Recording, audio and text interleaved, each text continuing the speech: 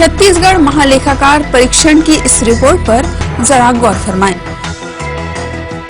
ये रिपोर्ट कहती है कि कोरबा में गोपाल मोदी, राहुल मोदी और जय कुमार कैवर्त ने पिछले 3 साल के दौरान सरकार को 37 लाख से अधिक का नुकसान पहुंचाया है। रिपोर्ट के आम होने के बाद सरकार की ओर से मामले में किसी तरह का पक्ष सामने नहीं आया है। रिपोर्ट में हुए खुलासे को लेकर कई बार कांग्रेसियों ने सरकार को आड़े हाथ लिया है, लेकिन सरकार है कि मामले में कोई ठोस पहल करती दिखाई नहीं दे रही। सरकार की मसले को लेकर बेरुखी का एक बड़ा कारण घोटाले में फंसे भाजपाइयों की गर्दन है, जिसके बचाव में खुलकर तो नहीं पर थोड़ी नरमी जरूर बरती जा रही है। यकीनन यही वजह है कि सरकार या फिर भाजपा से जुड़े लोग कैग की रिपोर्ट में हुए खुलासे की बात पर बौखला उठते हैं। पिछले दिनों कोरबा प्रवास पर पहुंचे भाजपा के राष्ट्रीय महामंत्री और छत्तीसगढ़ भाजपा के प्रदेश प्रभारी से जब एक पत्रकार ने कैग रिपोर्ट में डॉक्टर रमन सरकार के घोटाले को लेकर सवाल पूछा तो जवाब चौंकाने वाला था। जवाब था कि कैग की जिस रिपोर्ट के आधार पर आरोप लगाए जा रहे हैं वे बेबुनियाद हैं। ये इतना कहने पर ही नहीं रुके, वे कहते कहते इस बात को बोलने से भी नहीं चूके कि कैग की रिपोर्ट में लगाए गए आरोपों की संगठन को जांच कराने की कोई भी जरूरत नहीं, क्योंकि जो आरोप हैं वे बिल्कुल बेबुनियाद हैं। देश की भाजपा सरकार या डॉक्टर रमन सिंह पर उद्योगपति को संरक्षण देने के लगातार आरोप लग रहे हैं, कांग्रेस पार्टी को लगा रही है।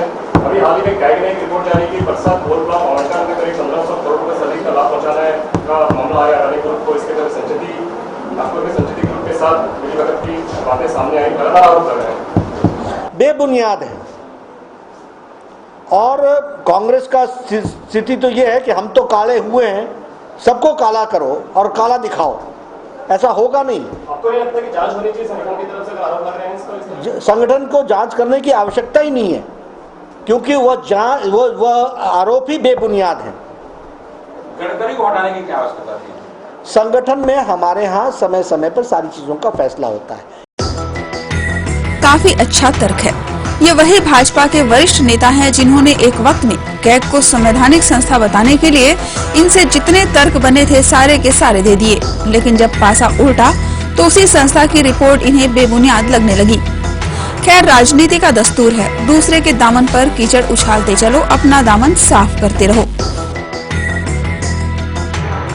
महामंत्री के बयान के बाद ये साफ हो चला था कि भाजपा कैग की रिपोर्ट पर कोई टिप्पणी नहीं करेगी। रही बात सरकार की, तो मसले में 1 माह बाद अब सरकार का पक्ष सामने आया है। सरकार के मंत्री के मुताबिक कैग रिपोर्ट में कोरबा ही क्यों, प्रदेश के हर जिले में हुए घोटालों की जांच की जाएगी। फिर दोषी तय करने पर सजा का भी ऐलान कर दिया जाएगा। मंत्री की जांच की बात के बाद हमें भी कुछ राहत मिली, लिहाजा हमने जनाब से पूछ ही लिया कि कोरबा में हुए घोटालों में स्थानीय भाजपा नेता का नाम शामिल है, क्या कार्रवाई की गाज उन पर भी गिरेगी? उम्मीद के मुताबिक सवाल का जवाब भी मिला। प्रभारी मंत्री ने साफ कर दिया कि घोटालों में जिसका भी नाम सामने आएगा उसे बख्शा नहीं जाएगा। सभी जिलों के घोटालों पर कार्रवाई होगी, उस पर विस्तृत जानकारी मंगाई गई। इसमें स्थानीय भाजपा नेताओं का भी नाम सामने आ रहा है। जिसका भी नाम आएगा उस संबंध में कार्रवाई होगी। 2 अलग अलग बयानों के बाद ये तय कर पाना बेहद मुश्किल है कि आखिर भाजपा की सरकार कैग रिपोर्ट के जरिए सामने आने वाले घोटालों को लेकर कितनी गंभीर है।